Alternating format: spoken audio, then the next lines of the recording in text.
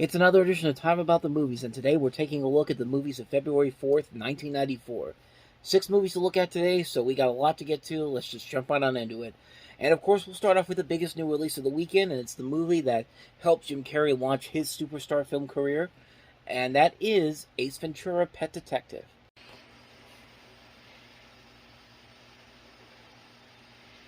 They faced incredible odds and unbeatable enemies to earn the name hero. But now there's a new way to spell action.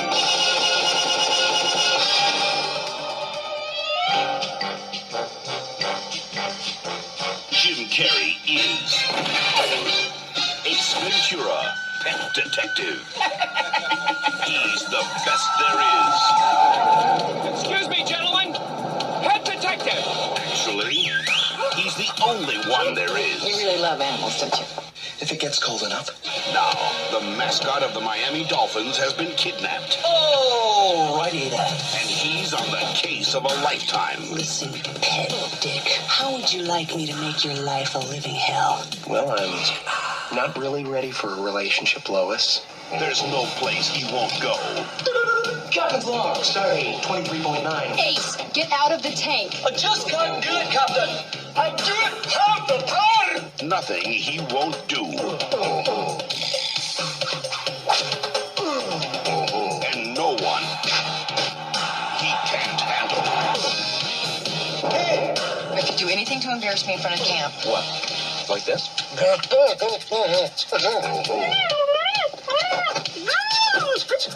Hi, Captain Stubing. Because when this pet detective gets the scent, Where's Dan Marino? Hi, I'm Dan Marino. Reno, why? Because he's about to join Snowflake. he'll follow it anywhere. Here's Snowflake.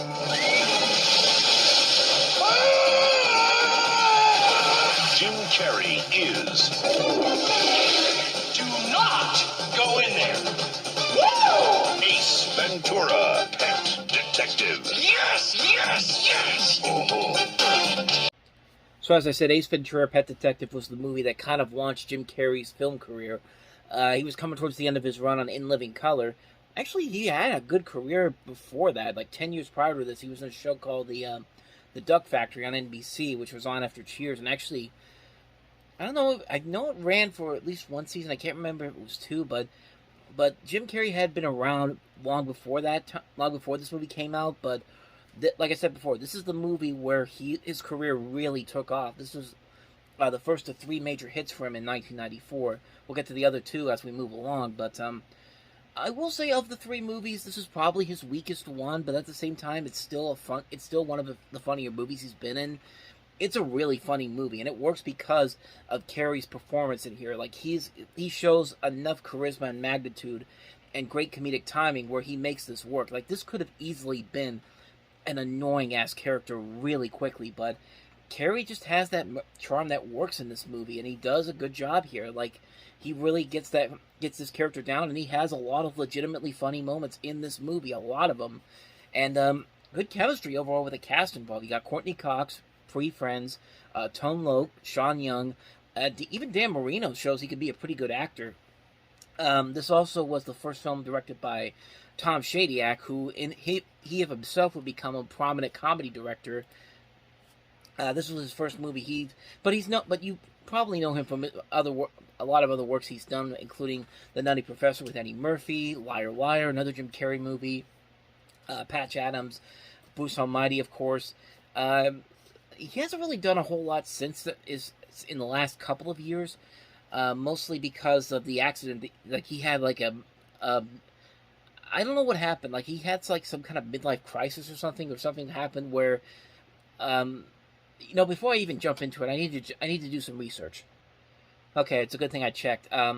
Like, right around the time Evan Almighty came out in 2007, he had like a post-concussion syndrome after he had a bicycle accident in Virginia. And he became more of a philanthropist, so he wasn't really that same. He kind of really wasn't that same guy he was before that, and he kind of backed away from making these type of comedies. He made a couple of other movies like the movie I Am, as well as Brian Banks, but it's an interesting story about him.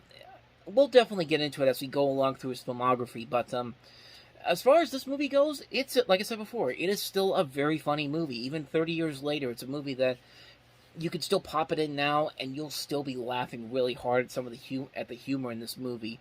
Some things in here, a little bit dated, obviously, and some things in here that could be seen as a little bit controversial, but I'm one of those people, like, for the time period, I thought it was okay. Like, for the time period, it made sense. Nowadays, if you try to do this, yeah, I could pretty much see why that is, but in the context of the movie itself, I think it actually works, but I get why people would look at it this way. If you haven't seen the movie, I'm not even going to bother to I'm not even going to spoil it for you, but you really should be seeing this movie, because it is a legitimately funny movie. It's a very well-made film. It shows what Jim Carrey's comic potential could really be, and would eventually show. It's just a great movie. If you haven't seen Ace Ventura: Pet Detective, see it. You're doing yourself a huge disservice by not doing so. Let's move on to the next movie, and that is Gerard Depardieu and Katherine Heigl in My Father the Hero. I don't want you going out with that boy. Why? Because you're 14 years old. 14 and a half. Besides, he was a musician. So? So you can date a musician until all other men are dead. A divorced father and his only daughter together on vacation. Stella, this is Andy. He's French. Oh, he's not French. I'm not. No, I know what French people are like. There's just one problem. What was the matter? What are you wearing? My bathing suit. Dorothy? No, she's French. All she wants is a little romance in her life. It's a series disease. What? It's called 14 and a half. And what is the cure? 25. She's out to impress the man of her dreams. What about you? You here with your parents? Friends. Any way she can. Yeah, is he your boyfriend? Yeah, he's my boyfriend. He's the boyfriend of that child? I like older men. It's disgusting. But the more she got carried away. He knocked off a liquor store, shot the owner, and took the customers hostage. Hello? Hello yourself. The worse his life became. Give me that. I know what you were doing. Come on, sweetheart. What did I do? This whole island is crazy. Touchstone Pictures presents Gerard Depardieu. Promise not to yell. I promise. I told Ben you weren't my father. What did you tell him I was? I told him you were my lover. Are you out of your mind? And Katherine Heigl. You have to tell him the truth. I think I'm some kind of liar. You are. In the story of a man who would do anything Just whatever you do, don't tell him the truth. for the love of his daughter. You're old enough to be her father. The truth is cruel. Oh, my the hero. Promise you won't get mad. Why do I get so frightened every time you ask me that? I told him you were dying. I'm dying now? Boy, that's a mess of a movie. I mean, this is a remake of a French film called Mon Père c'est Héros. I probably said that entirely wrong, but that's the name of the movie that this is based off of, from France, I should say. But Gerard Depardieu's in it from Green Card. Like I said, Katherine Heigl, pre-Grey's Anatomy. I think this is actually one of her first film roles she ever did. You also have Lauren Hutton in here, Stephen Tobolowsky. A pretty good cast, but just a really bad premise. Like, I really don't understand what they were thinking when they made this movie. It's basically a divorced father trying to make his daughter happy by just going along with these lies that she keeps putting out. It's just like, how am I supposed to find that charming? Like, how is anybody with a brain supposed to find that charming and not just, like... It reminds me a little too much of Just Go With It. Kind of that same kind of movie where they just keep piling on lies and lies and lies, and everybody's just supposed to just, as the title indicates, just go with it. But it doesn't make any sense. And here it really doesn't make any sense whatsoever. I really don't know what the heck they were trying to do with this. It just didn't seem all that funny whatsoever in terms of story or the way it's presented. It's just not a very good movie at all. I guess if there's anything of note about this movie, the Baha Men are in it. Of course, they're known for Who Let the Dogs Out. But yeah, I literally found that out when I was looking up this movie, and I had no idea they were in there. But keep in mind, it's been almost over 10 years since I've seen this movie, and what I remember of it was not very good. So, I mean, I guess at least these two moved on to better projects than this, because man, this was not a very good movie at all. This was not a good comedy whatsoever. It's one of the worst movies from 1994. And that's pretty much all I got for you on that one. So let's move on to the next movie that we have here. And that is James L. Brooks' I'll Do Anything, which has probably one of the most unique production histories I've ever seen. But I'll delve more into that once I show you the trailer. talk to strangers. They may be killers. Brush right after you eat, or your gums will start to bleed in your sleep and choke you. Bad. What? Columbia Pictures presents No woman has ever told you that you have an almost barbaric insensitivity? Yeah, I heard that. But I didn't know that's what you meant by shortcomings. a movie about men and women. So what are you, totally wonderful or what? I've never felt more like turning my phone off. Why don't I? Fathers and daughters. I want my yellow dress. Please. It's underneath the plane. I want my yellow dress! And other impossible relationships. I'm here for the same reason that 86% of older women love Beauty and the Beast. I would like to believe that underneath the creature, there's a sweet, caring guy. I sure hope you're wrong. In a place called Hollywood. Wow, this is crazy. Wow. This Christmas, from Oscar winner James L. Brooks, creator of Terms of Endearment and Broadcast News, comes a comedy that breaks all the rules. Nick Nolte, What good is the world? So much. I'm actually afraid of my own kid. Albert Brooks, Julie Kavner, Jolie Richardson, Tracy Ullman, and introducing Whitney Wright. She's lucky to have a daddy who cares. I'll do anything. So by the trailer, you think that this is a musical. This is going to be some kind of musical comedy, and it was going to be that way. James L. Brooks wanted to make this like an old-fashioned movie musical with parodies of Hollywood lifestyles and movie cliches, and this movie cost $40 million, and they actually had songs by Carole King, Sinead O'Connor, and Prince, and it was going to be choreographed by Tyler Thorpe, I should say. But when they showed this to preview audiences, the music was mostly negative. The production numbers of the film were all cut.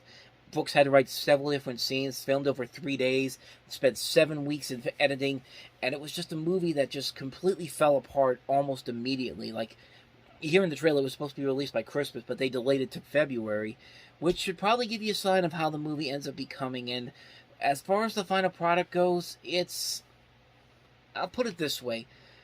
It's not terrible, but you could definitely tell that this was supposed to be something much, much different.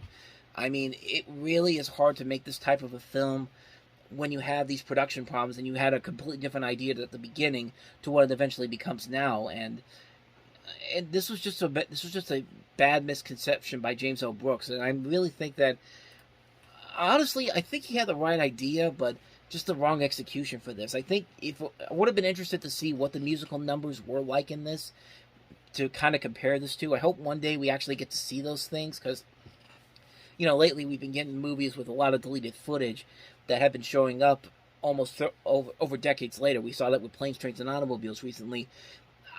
This movie obviously doesn't have that same kind of legacy, but I mean, I'd be curious to see what the stuff that they cut out actually looked like. Maybe it could have been good. Maybe it could have been bad. Let's see what that stuff is, because you never know. You might actually have something really interesting there. But as far as the movie itself goes, it's just okay. It's a movie that I think most of the performances work very well. Nick Nolte, Albert Brooks, Julie Kavner, Jolie Richardson, Tracy Ullman, Jolie Fisher's also in here, Vicki Lewis, Anne Hesh, Ian McKellen, Maria Patillo, Jake Busey, Harry Shearer, Rosie O'Donnell. Just a lot of notable names in here.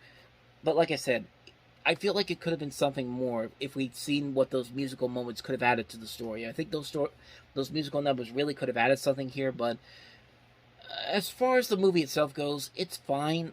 For a one-time watch, it's perfectly fine, but there really could have been something more. You could definitely tell when you watch it. Like I said, as it is, fine for what it is, but there's certainly more that could have been said if the musical numbers were brought back in here. At least I think there would have been.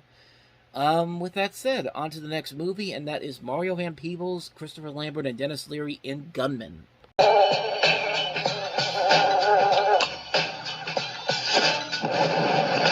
¡Dense, coming from a bad land. An ex-cop is about to lead a team of mercenaries Let's do this business. Rob, please don't send me out with a superhero that look like Whoopi. Please. you gonna do the job or not? To take down a drug lord. How the hell are you? For these guys, there's only one way to settle the score. Point blank. Jump out of a helicopter? What do you mean, out of rubber? You a sick mother, man. At least the high cholesterol, if you don't let it out. This way, oh,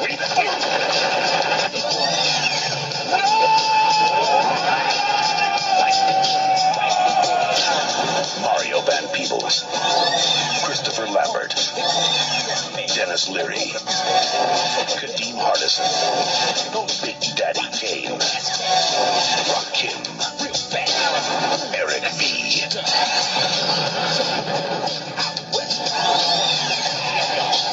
Gunman.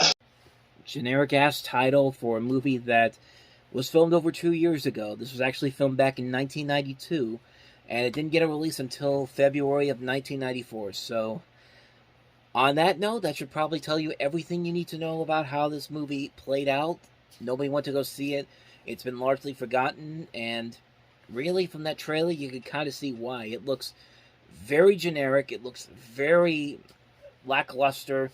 Just a boring looking action movie. I don't even know if it's supposed to be an action comedy. It says it's an action comedy, but I don't know. It certainly doesn't show it to me. But haven't seen it, so I can't really comment on it too much. So that's Gunman. So on to the next movie, and that is Romeo Is Burning, starring Gary Oldman. Thought about making it with a compass. I got 2 guns. One for me and one for them. Honey, I'm home. I got you something. Now, either I was really good, Jack, or you were really bad. Nick Azara got popped. They think what's her face? The Markov did it. They think somebody's working both sides. Broke out deal. You don't make the deals, Jack. I make the deals. And you're in until I say otherwise. I want Mona de Markov dead. I don't want to do that. Coffee. So you're the big hoodlum. Personally, I don't see it. Keep looking. Honeymoon rate? Short stay. $200,000. For what? Tell him I'm already dead.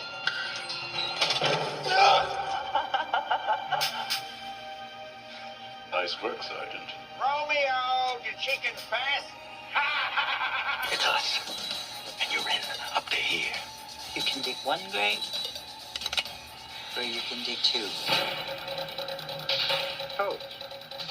Take 2. He loves those toes, doesn't he? She turned around. She pointed my own gun at me, Jack. You know, like some kind of an animal. Just one last dance. You know what I was thinking about? The wife. She's a dead woman, just like you're a dead man. I played both sides against the middle. I got caught. I'm sorry. Gary Oldman, Lena Olin, Annabella Sciorra, Juliette Lewis, and Roy Scheider. Romeo Is Bleeding. Did you miss me, sweetheart?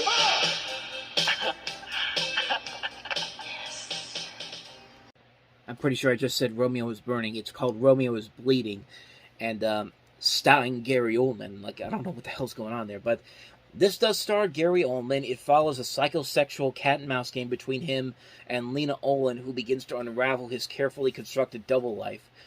And I haven't seen this movie, but judging by this, it doesn't really look like there's anything too memorable about it, except I guess Lena Olin gets naked a lot in this, because there's apparently a number of scenes with her where she's nude, where her nipples are popping out, lingerie, that kind of stuff. So usually a good script probably would have probably made that worth it, but yeah, you could, if you really want to see that, just go online and look for it. I did afterward, but as far as I know, John Bon Jovi apparently had a song he had for this, but he was dissatisfied with the preview screenings for this, and he basically said, "Nah, I'm gonna take this somewhere else, man." It's just like, he even said the script was great, the movie wasn't, and I don't know, the movie pretty much looks like what you think it's gonna be, despite a pretty promising cast. Olin, Annabella Sciorra, Juliette Lewis, Roy Scheider, Tony Sirico, James Cromwell, Ron Perlman, Dennis Farina has an uncredited scene here.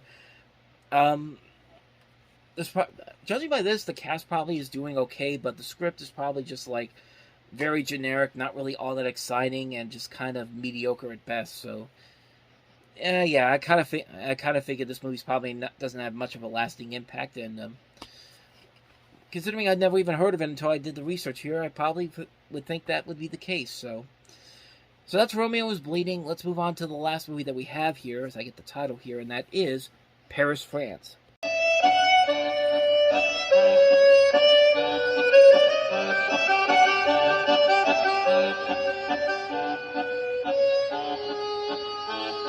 I'm not nervous.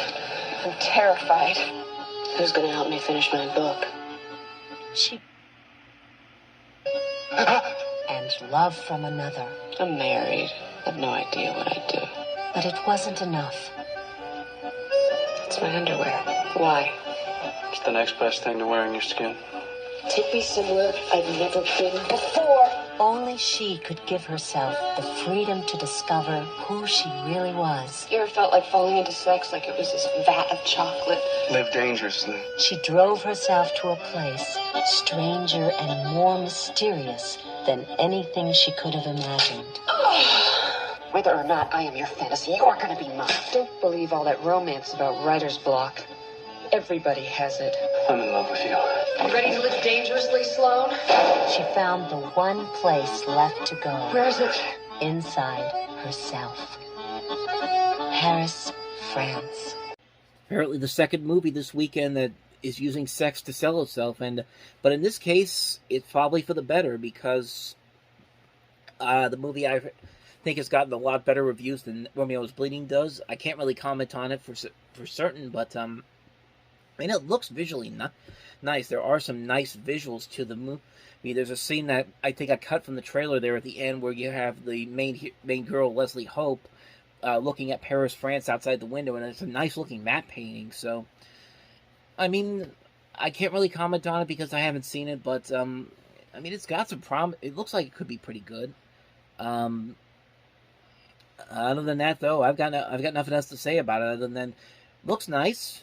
Could be worth it, but it's not something I'm going to rush out to see right away. But, yeah.